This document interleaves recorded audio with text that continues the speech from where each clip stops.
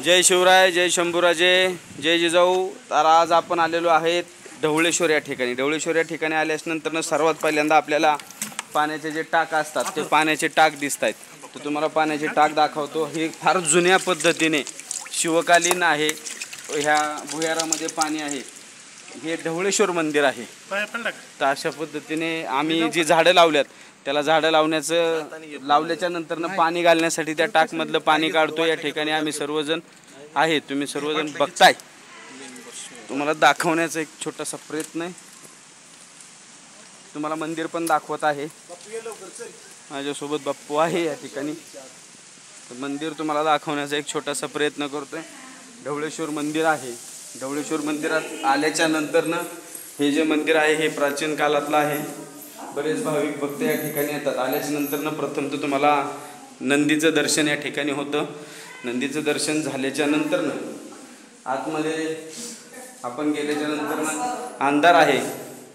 बाप्पू थोडंसं बाजूचं 1-2 मिनिटं त्या आतमध्ये तुम्हाला जाऊन मी दाखवण्याचा प्रयत्न करतोय।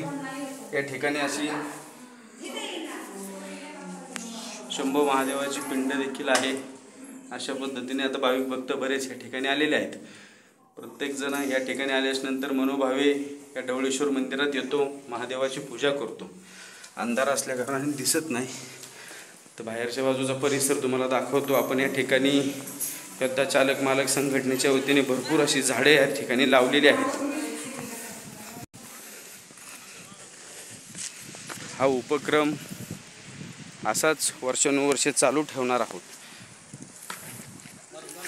हा झाले 2च मिनिटं फक्त। आजूबाजूचा परिसर देखील खूप छान आहे। डोंगर दऱ्यामध्ये असा हा नटलेला छान परिसर आहे। भाविक भक्त देखील या ठिकाणी येतात आणि मनोभावे सेवा करतात। या बाजूला जी काही जण चालत येतात त्या डोंगरावरती, काही जण गाड्या घेऊन येतात। गाड्या या बाजूला खाली लावल्या जातात। अशा पद्धतीने हे मंदिर आहे। तर चला तर परत पुन्हा एकदा सर्वांना जय शिवराय, जय जिजाऊ, जय शंभूराजे, हर हर महादेव।